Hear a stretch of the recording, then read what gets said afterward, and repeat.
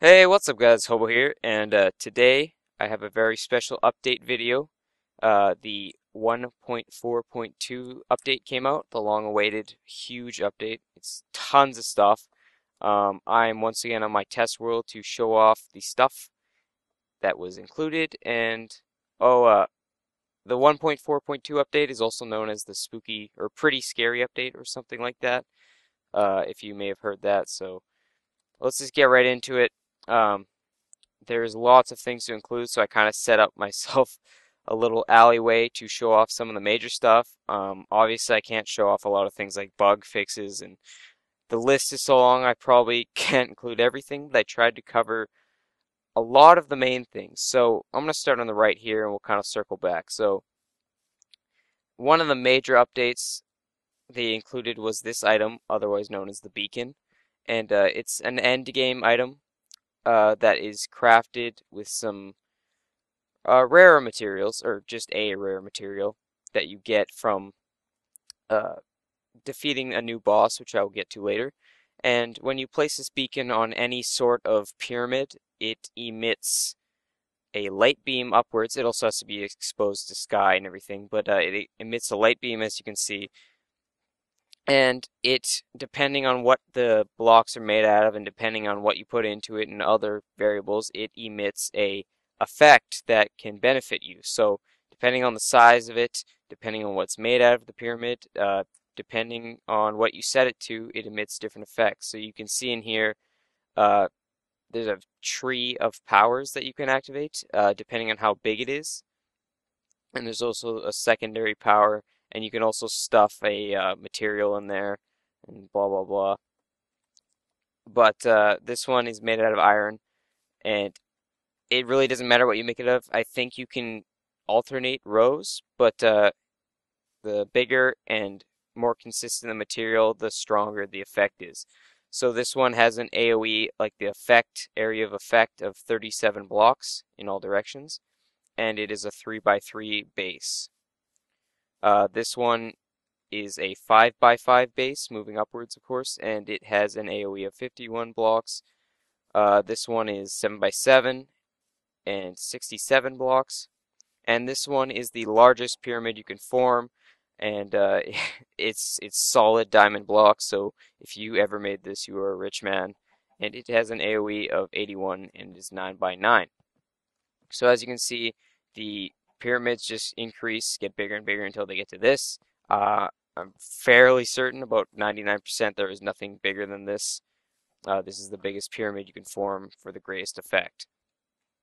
As you can see, all the trees are unlocked, so I can pick strength or resistance or whatever. Um, I could be wrong. Maybe there is a bigger one, but I just felt like making it this big. So I think this is the 4 tiers, the 4 possibility. I might be wrong. You never know. Oh well. Anyways, moving right along, there was some changes made to pigs and chickens, but I'm going to get to that in a second. But you may have noticed I made their little enclosure out of a new block called a brick wall and a cobblestone wall, or whatever you want to refer to it as. I guess it's not brick, but it's essentially a stone alternative to a fence. It's pretty much the same way. You can't jump over it. It's solid. It can be made out of mossy cobblestone or regular. Um, Whenever there's a corner or an opening, it has a little, it makes the corner nice automatically. And getting into what I was talking about in terms of the changes to pigs, there's 2 changes. Pigs are now bred through the use of carrots and not wheat, so they're going to make a little baby piggy.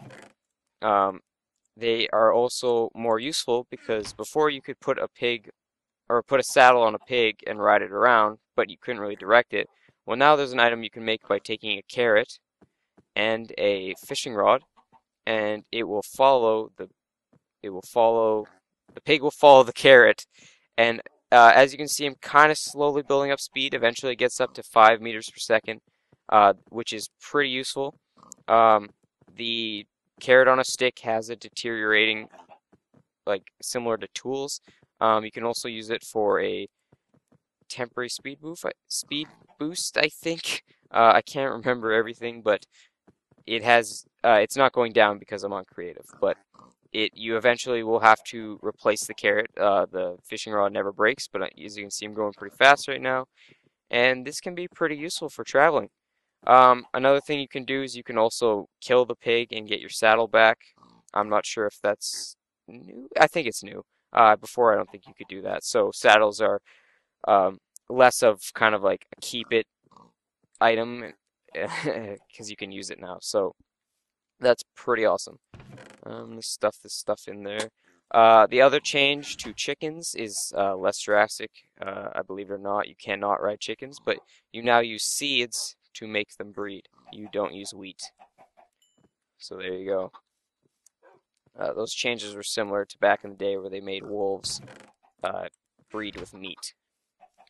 Another change they made, which kind of disappeared, uh, are a new mob, which I will create in a second here if I can remember where the egg is. There it is.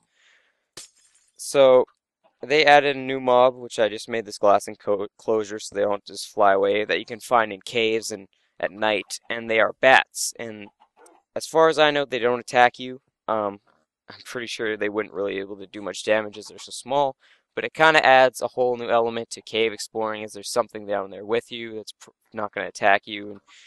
And they used to, in the snapshot, they used to destroy crops and such, but they since changed that so they can't activate anything. So now they're just kind of flying around, having a good time, and not ruining all your stuff. So I think bats are pretty cool. Another just, another thing to look at when you're in caves, because obviously there's none of the friendly mobs down there. And the final change they made to passive mobs, I'll get to hostile mobs later, is they now uh, made you able to dye their collars. So as you can see, I have a red dog right here. That's the default.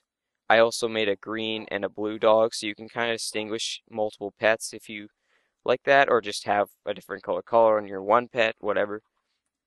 So that's pretty awesome. Um, Moving along to the other side, I think I'm gonna start down here. Yeah, I'm gonna start down here. They added a awesome item. I'm super excited for this item, called an item frame. And an item frame basically just displays an item, as you can see, uh, and you can kind of use them for a lot of different ways. So this way is crafting design. This is how you make a beacon. So I made a 3x3 grid, and this is exactly how you would lay it out in a crafting bench. And you can use it for that, or you could say show potion recipes and all that awesome stuff. You can also make indicators or a compass or a comma rose or whatever. Not comma rose, but you know what I mean. And there's various different things you can use as indicators. You can use trip hooks, tripwire holders, arrows, redstone, or you could just stick a map in there. And that green indicator is a it is where the map is. Like you can see the location. So like right straight up, looking down, that's where the map is. If I were to say hold the map, like the same map, not like an exact copy, I would be shown on the map somewhere here for someone looking at it, and I could also see this little green indicator on my map, so I could kind of use it as like a waypoint or so, something like that. If you're off the map, you just show up as a little white circle on the edge, depending on where you are. You can also use it in lots of decorative ways. You can have a working clock on your wall. You can have a compass that would point north. You can kind of rotate it. That's another thing you can do. You can rotate by right-clicking. You can also have kind of decorative torch holders. You can use like half steps, or this is a trapdoor, and it looks like it's a torch holder. You can also kind of label things. You could label this like this lever, for example, and you could also label dispensers. So I kind of set up something here. So flick the lever, shoots out red wool, so everything's matching. So if you have a bunch of levers along a wall, you don't need signs for each one. You can just kind of color code them and have like a sign that acts as a legend somewhere else. So it's kind of nighttime here, but we got plenty of light from our beacons, so that's pretty cool. You can also make kind of a, say, like a closet or display your weapons and all that good stuff. So they also changed leather armor. So now that is dyeable. You can use dyes that you would use for wool on armor, and there's like something like 160 million, I want to say, different combinations of color you can use. You just simply throw the piece of armor in to the crafting bench and the dye and like mix up the dye as much you want. You can get two-tone stuff and you get colored dye, colored armor. And you can also reclaim the armor somewhat by washing it off. You could take the colored piece of armor up to a filled cauldron and wash it off, and that will wash the dye. I also have some various tools and different things displayed here as well. Another major addition was the anvil block. An anvil block is used to repair or combine or rename or various things you can do with tools. And they come in three different states. A brand new anvil looks like this, just called an anvil. This is a slightly damaged anvil, and this is a very damaged anvil. And anvils take damage through their use. Like say you repair a tool on it, it will take damage over time. Or you could say drop an anvil, like this little clever contraption I made here, and that can damage people as well as um, damaging the anvil. So you can use this as like kind of like a Looney Tunes trap. You could drop it. Yeah, anvils are affected by gravity, cool stuff like that. So I'm gonna do a little quick demonstration of stuff you can do with the anvils. So say you have a sharpness 3 and a sharpness 2 sword. You could stick them together. This is a poor example, but I kind of came unprepared here. I just had two swords lying around. But if you had, say, a uh, just had another enchantment and a sharpness, this outcome would be a sharpness whatever level and addition the other thing. So you can combine two different enchantments to get one. You can also combine two of the same enchantments to repair one sword. It could also level it up, to say. As you can see, it can cost levels. This is like hard to exhibit, but I'm trying to explain as best I can. But I'm in creative mode, so I can't really like, show you the level uses and all that stuff. But different things affect how much levels it costs, like how many times you've repaired the item, or what you're doing to it, or you can rename items, which is also fantastic. So if I want to say name this sword Awesome, spelling awesome incorrectly, sword, you can rename it as it costs more than, say, repairing it, but now the sword says awesome sword in the tooltip. So it's like various cool things you can do. You could also say, like, obviously I'm creative, so I can't damage this sword, but say I want to rename the sword Pimpin' or something dumb like that, and say it had a bit of damage. So say I didn't want to combine this sword with another one to repair it.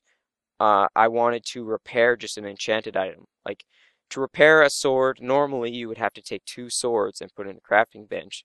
But to repair an enchanted sword, you could also dump just materials in, just the materials that it's made out of, and the more you put in, the more it repairs it. It isn't working here because it's not damaged, but you understand what I mean. So I'm just gonna stuff this junk back in there, and we'll move along. I hope I explained that, but hey, sorry about that, guys. I had a lapse in my recording, but I'm back. I just left off talking about anvils. So coming around the corner here, I'm going to talk about what I've put on this wall and along this little shelf here. So we can we'll start with the simplest. They added a new painting of the new boss, which I will talk about later, like I said before. But this is the Wither. Looks kind of creepy. But moving along. Another big new addition is these wearable blocks slash helmet slash decorative things that you can stick on your head, you can stick on the ground, you can stick on a wall, you could stick in an item frame. You can basically do whatever you want with these.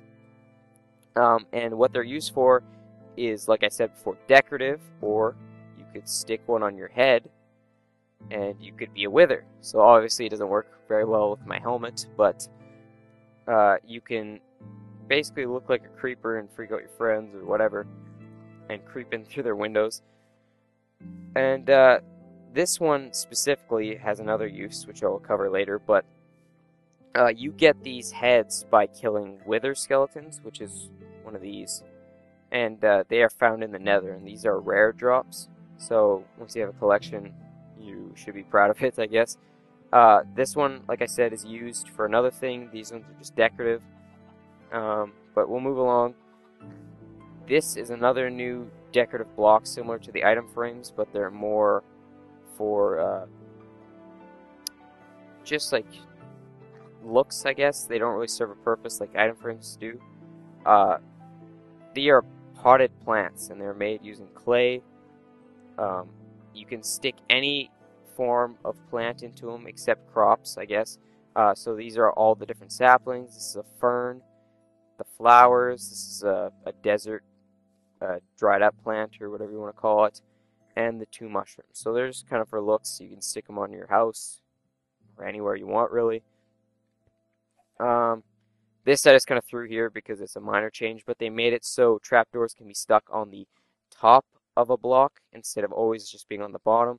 It's similar to how you do it with stairs or half steps. You just aim at the top half of the block and place it. So now you can have flush floors and have trapdoors built into them, so that's nice. Oh, forgot something. They now included a kind of automatic corner step, which is done by placing essentially opposite steps right next to each other. So this is a normal row of steps. If I place this here, instead of just having, the normal step however you placed it, it now kind of conforms to the corner. So that's nice for like roofs or just large staircases. It's nice. This is another example. This is a corner step that is facing outwards. So that's pretty awesome. I'm kind of happy about that. It might make some of my more non-linear roof designs look better. These are the 2 new crops, which I briefly talked about before. But they have not yet grown, so I'm going to look for bone meal. Where's bone meal? Bone meal is in here. These are potatoes, I do believe. Yes, these are potatoes. So potatoes are grown just simply by finding a potato and placing in the ground. They don't have their own seeds. You simply use the actual food as the seed. So a potato looks like this. You can put a potato in a furnace and cook it, which I believe gives you more hunger points back. You can also get poisonous potatoes, which will give you a poisoned effect, and you should not eat them. Potatoes yield more than 1 per crop, so if I broke this, I'm in creative, so it doesn't count, but I simply get, I think up to 4 potatoes. So yeah, potatoes are pretty sweet. I'm going to start growing those. These are carrots. I don't know if carrots have the same multiple carrots per harvest thing, but carrots look like this in their fully grown form. Otherwise, they just look like regular crops like wheat when they're growing. I don't know about the later stages because I never really got to that, but these are carrots. Carrots are used to make carrots on the stick, or you can eat them, or you can surround it in gold and make a golden carrot, which have a special effect. The final new food they added is the pumpkin pie, and pumpkin pie gets its own row and one down here because I love pumpkin pie. Pumpkin pie is just made simply, it's just a new recipe, it's not a new item. You just combine eggs, sugar, and a pumpkin in a crafting bench. It doesn't have any order, you just put them all in. I think it's just those 3 items and you get a pumpkin pie. So I'm super happy about pumpkin pies. So that pretty much covers most of the major changes. Like I said, I'm not going to cover the minor ones. Hopefully I didn't miss any. Oh, I did miss this. that you can now make wooden buttons. So wooden buttons are cool because they can be activated by arrows, or it's just simply just a design choice. And they also kind of nerfed the recipe required to make buttons. Instead of 2 smooth stone or 2 wood planks, it just requires 1. So crafting a wood plank now gives you a button, or crafting a piece of stone now gives you a button. Almost forgot that. But that's it for the kind of the most of the major changes. Now I'm gonna swap my difficulty over here and show you guys the new boss and the new different mobs and all that stuff. So I'm just gonna cut the recording right here and kind of set up for that, and I'll be back in a sec.